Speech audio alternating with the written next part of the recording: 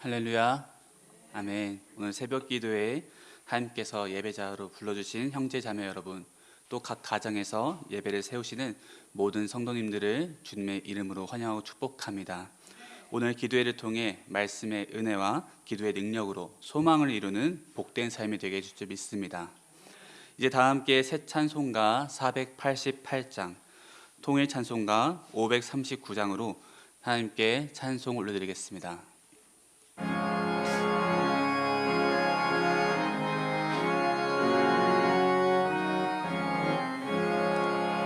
이 몸의 소망 무언가 우리 주 예수뿐일세. 우리 주 예수밖에는 믿으리야 주 없도다. 그 나의 반석이시니 그 위에 내가 서리라. 그 위에 내가 서리라. 무섭게 바람 부는 밤 물결이 높이 설렐 때 우리 주 크신 은혜에 소망에 닻을 주리라. 주 나의 반석이시니 그 위에 내가 서리라. 그 위에 내가 서리라. 세상에 믿던 모든 것 끊어질 그날 되어도 구주의 언약 믿사와 내 소망 더욱 크리라. 주 나의 반석이시니 그 위에 내가 서리라. 그 위에 내가 서리라. 바라던 천국 올라가 하나님 앞에 배울 때 구주의 의를 힘입어 어여시 바로 서리라. 주 나의 반석이시니 그 위에 내가 서리라. 그 위에 내가 서리라. 아멘. 오늘 우리에게 주시는 하나님의 말씀은 구약성경 사사기 2장 1절부터 5절까지 말씀입니다. 사사기 2장 1절부터 5절까지 말씀, 구약성경 361면에 있습니다. 이제 하나님의 말씀을 받들어 읽을 때 살아계신 주님의 음성을 들으실 수 있길 바랍니다. 함께 교독하시고 마지막은 함께 읽겠습니다. 여호와의 사자가 길갈에서부터 복임으로 올라와 말하되 내가 너희를 애굽에서 올라오게 하여 내가 너희의 조상들에게 맹세한 땅으로 들어가게 하였으며 또 내가 이르기를 내가 너희와 함께한 언약을 영원히 어기지 아니하리니 너희는 이 땅의 주민과 언약을 맺지 말며 그들의 제단을 헐라하였거늘 너희가 내 목소리를 듣지 아니하였으니 그러므로 내가 또 말하기를 내가 그들을 너희 앞에서 쫓아내지 아니하리니 그들이 너희 옆구리에 가시가 될 것이며 그들의 신들이 너희에게 올무가 되리라 하였노라. 여호와의 사자가 이스라엘 모든 자손에게 이 말씀을 이르매 백성이 소리 함께 읽겠습니다. 그러므로 그곳 이름하여 복임이라 하고 그들이 거기서 여호와께 제사를 드렸더라. 아멘. 저는 오늘 살기 위해 흘리는 눈물이라는 제목으로 하나님의 말씀을 함께 나누고자 합니다. 몸에 심각한 병이 생겼을 때 가장 무서운 증상이 무엇이라고 생각하십니까? 바로 아무런 통증이 없는 것입니다. 속에서는 암세포가 퍼져서 생명을 갉아먹고 있는데도 겉으로는 전혀 아프지 않고 밥도 잘 먹고 있습니다. 환자는 자신이 아주 건강하다고 착각하며 평안한 일상을 보내게 됩니다. 그러다 뒤늦게 병원을 찾아가 의사로부터 왜 이제야 오셨습니까? 라는 진단을 받았을 때 그제야 환자는 자신이 죽어가고 있다는 사실을 깨닫고 큰 충격에 휩싸이며 눈물을 흘리게 됩니다. 하지만 그 고통스러운 진단과 눈물이야말로 죽어가는 생명을 다시 살리는 치유의 시작입니다. 오늘 우리가 읽은 사사기 2장의 본문은 중병에 걸려 죽어가고 있던 이스라엘 백성들을 향한 하나님의 진단과도 같습니다. 여호수아가 죽은 후에 이스라엘은 마침내 젖과 꿀이 흐르는 가나안 땅으로 들어갔습니다. 피비린내 나는 전쟁은 끝났고 백성들은 가나안 사람들을 노예로 부리며 농사를 짓고 전에 없던 풍요와 안락함을 누렸습니다. 겉으로 보기에는 아무런 문제가 없는 완벽한 평안의 시기였습니다. 그런데 그 평안 속에서 여호와의 사자가 갑자기 나타나 이스라엘 백성들을 향해 무서운 책망을 하기 시작합니다. 그 책망의 말씀 앞에 이스라엘 백성들은 자신들의 영혼이 죽어가고 있었다는 사실을 깨닫고 소리 높여 통곡하기 시작합니다. 그 애통함이 얼마나 컸던지 그곳의 이름이 우는 자들이라는 뜻의 복임이 되었습니다. 그렇다면 가장 완벽하고 평안한 때를 누리던 백성들에게 하나님은 어떠한 책망을 하셨을까요? 첫째로 불순종에 대한 책망이었습니다. 불순종을 하나님은 책망하셨습니다. 오늘 본문 2절은 이렇게 얘기합니다. 너희는 이 땅의 주민과 언약을 맺지 말며 그들의 제단들을 헐라하였거늘 너희가 내 목소리를 듣지 아니하였으니 어찌하여 그리하였느냐. 이스라엘은 하나님의 말씀에 따라 가나안 사람들을 완전히 쫓아내고 그들의 제단을 헐어야만 했었습니다. 이들은 하나님의 말씀을 기억하고 있었습니다. 하지만 알면서도 하나님의 말씀을 무시하였습니다. 왜 그랬을까요? 당장 내 삶의 풍요를 위해서 가나안 사람들을 이용하는 것이 훨씬 낫다고 생각했기 때문입니다. 가나안 사람들을 노예로 부리면 자신들이 편하게 농사를 짓고 경제적 이익을 얻을 수 있었던 것입니다. 이스라엘은 자신들의 이기적인 욕망을 채우기 위해 하나님의 말씀을 무시하였고 주님은 어찌하여 그리하였느냐라는 탄식으로 그 불순종의 모습을 들춰내셨습니다. 산에 가보면 큰 나무를 칭칭 감고 있는 넝쿨을 볼 때가 있습니다.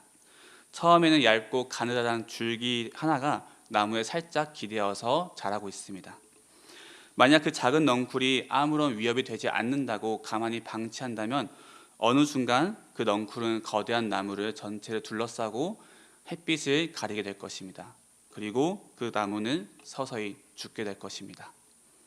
사랑하는 성도 여러분, 불순종은 처음부터 하나님을 대적하거나 거창한 흉악한 모습으로 다가오지 않습니다. 이번 한 번은 좀 괜찮아. 남들도 다 이렇게 사는데 이 정도의 융통성은 있어야지. 이런 아주 작고 합리적인 핑계로 우리에게 다가옵니다.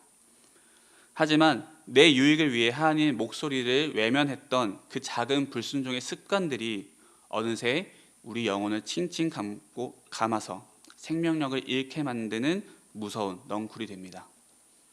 오늘 여러분이 삶의 풍요를 위해 외면하고 있는 하나님의 목소리는 어떤 것입니까? 내게 주어질 눈앞의 이익을 놓치기 싫어서 혹시나 세상의 방식을 따라하고 있습니까? 피곤하다고 바쁘다고 이런 핑계 삼아서 하나님께서 원하시는 기도의 자리를 소홀히 하지는 않습니까? 또는 오이코스의 영혼군을 위한 그 사명을 뒤로 미룬 채 살아가고 있지는 않습니까? 혹시 저와 여러분에게 그런 모습이 있었다면 이 시간 우리의 마음을 다시 하나님께로 돌이키길 소망합니다. 세상의 어떤 소리보다 하나님의 말씀이 가장 중요합니다. 세상의 어떤 주장보다 하나님의 말씀이 가장 옳습니다. 어찌하여 내 목소리를 듣지 아니하느냐 물으시는 그 주님의 음성 앞에 우리의 마음을 찢고 다시 한번 주님 앞으로 온전히 엎드리는 귀한 회복의 시간이 있기를 주님의 이름으로 간절히 축복합니다. 가장 완벽하고 평안한 때를 누리던 백성들에게 하나님은 어떤 책망을 하셨을까요? 둘째로 죄의 가시를 뽑으라는 책망을 하셨습니다. 우리는 죄의 가시를 뽑아야만 합니다. 오늘 본문 3절은 이렇게 얘기합니다.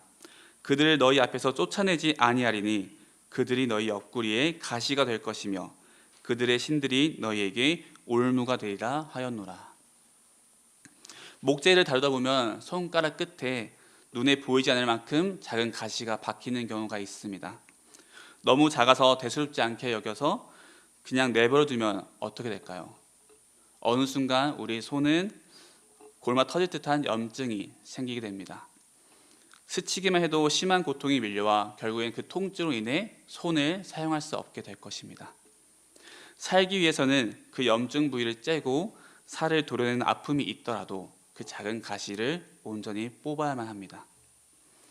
하나님은 타협이 가져올 무서운 결과를 경고하셨습니다. 이스라엘이 남겨두었던 그 가나안 족속들이 옆구리를 찌르는 날카로운 가시가 될 것이며 그들의 영혼을 올가매는 올무가 될 것이라고 말씀하셨습니다. 실제로 사사기의 역사는 이스라엘이 쫓아내지 않은 가나안 족속으로 인해 끊임없이 우상 숭배의 유혹에 넘어가게 되었고 그 죄로 인하여 피를 흘리고 억압당하는 참혹한 고통의 반복이 일어났습니다. 내 삶에 남겨둔 죄가 결국 나를 찌르는 가시가 되어서 돌아온 것입니다. 우리는 이 가시들을 처음부터 가시라고 여기진 않습니다. 이스라엘 백성들이 내 농사가 편해지고 내 주머니가 두둑해질 것을 계산해서 가나안 백성들을 남긴 것처럼 오히려 그 가시는 내 삶을 윤택하게 해줄 도구라고 우리는 생각하게 됩니다.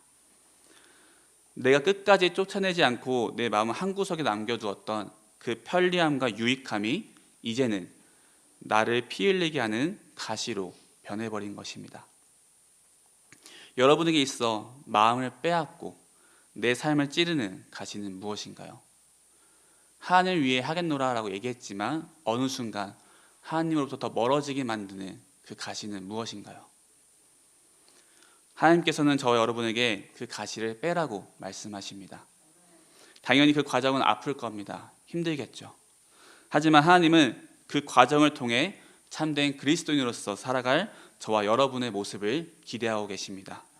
오늘 이 시간 주님의 말씀 앞에 순종하며 나를 찌르는 그 가시들을 뽑아내는 결단이 있기를 주님의 이름으로 간절히 축복합니다. 가장 완벽하고 평안한 때를 누리던 백성들에게 하나님은 어떤 책망을 하셨을까요? 마지막 세 번째로 예배의 회복을 위한 책망이었습니다. 예배의 회복을 명하셨습니다. 오늘 본문 4절에서 5절은 이렇게 얘기합니다. 이 말씀을 이름에 백성이 소리 높여 운지라. 그러므로 그곳을 이름하여 복임이라 하고 그들이 거기서 여호와께 제사를 드렸더라. 하나님의 날카로운 말씀이 들려올 때 핑계를 대고 합리화했던 백성들의 무감각한 영혼들이 깨어나기 시작합니다. 그들은 목 놓아 울기 시작했습니다. 이것은 단순히 벌을 받을까 두려워서 흘린 눈물이 아니었습니다. 자신들의 위선과 세상과의 타협을 발견하고 깨트리는 철저한 회개의 눈물이었습니다. 그 눈물이 쏟아진 그 복임의 골짜기에서 그들은 비로소 다시 여호와께 제사를 드렸습니다. 그동안 잊고 있었던 하나님께 시선을 돌리고 우리의 삶을 인도하시는 하나님 앞으로 다시금 나아간 것입니다.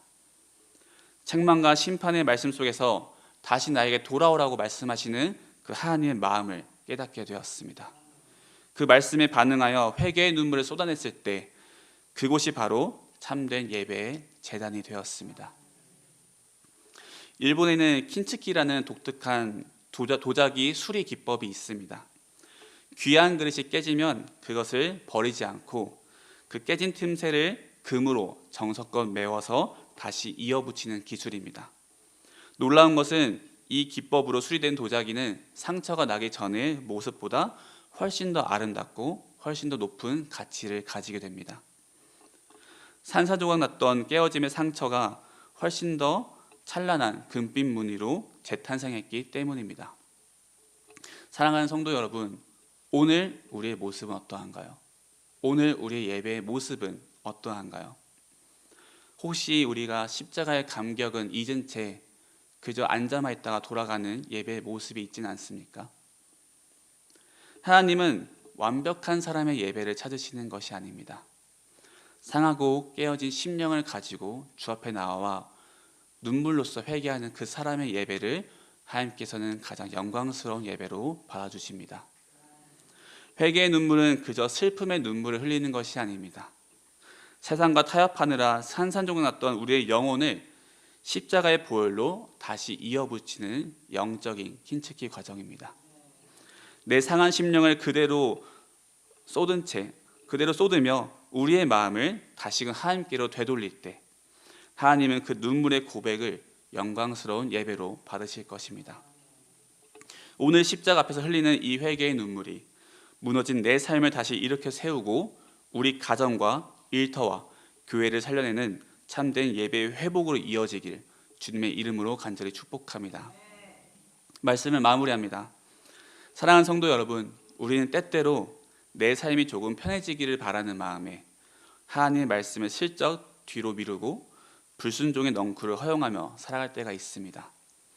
내 손에 쥔 것을 놓치기 싫어서 차마 뽑아내지 못한 은밀한 가시들을 끌어안고 그것이 결국 나와 내 사랑하는 가족을 찌를 줄도 모른 채 위태로운 평안을 누리기도 합니다.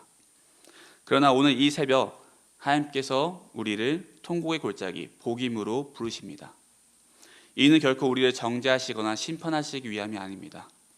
아무런 통증 없이 퍼져가던 영적인 중병을 고치시고 우리를 다시 온전하게 회복시키기 위함입니다. 오늘 선포된 말씀 앞에서 내 안에 숨겨진 불순종의 넝쿨과 찌르는 가시가 깨달아지셨다면 오늘 이 기도의 자리에서 주님 앞으로 나아가시길 원합니다. 하나님, 내가 살기 위해 이 눈물을 흘립니다. 굳어버린 내 영혼을 불쌍히 여겨주시옵소서. 이렇게 애통하며 엎드릴 때 하나님은 그 진실한 눈물을 가장 아름다운 예배로 안아주실 것입니다. 살기 위해 쏟아내는 회개의 눈물이 십자가의 보혈과 만나는 순간 산산조각 난 우리의 삶을 영광스럽게 이어붙이는 치유의 시작이 시작될 것입니다. 오늘 복임의 골짜기에서 흘린 이 눈물이 죽어가던 내 영혼과 가정을 다시 일으켜 세우는 놀라운 생명의 순간이 되기를 주님의 이름으로 간절히 축복합니다. 우리 함께 기도하겠습니다.